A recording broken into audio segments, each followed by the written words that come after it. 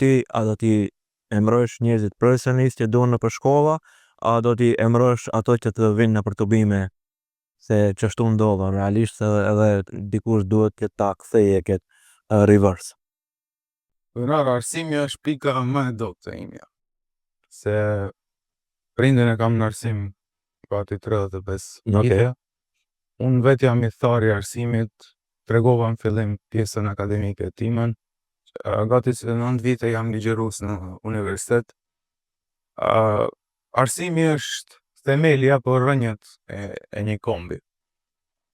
Me kompetencat të cilat i takojnë komunës, ne do të bëjmë çmos që të arrisim cilësinë në arsim.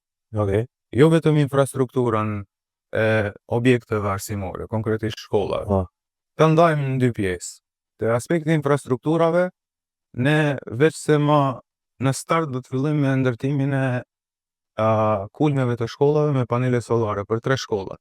Për gjatë 2 vjetëve, ne do të cilëm gjitha shkollat të bëjmë me panele solare. Kjo nga fakti që 2 vjet, 3 shkolla. Kjo projektim. Në start do të fillojnë 3 shkolla. 3 shkolla, Aplikimi është gati, do të them informacione që i kam brenda komunës, po në start duhet të ndjeken edhe disa procedura që të fitohen ato si grante. Për 2 vjet gjitha shkollat.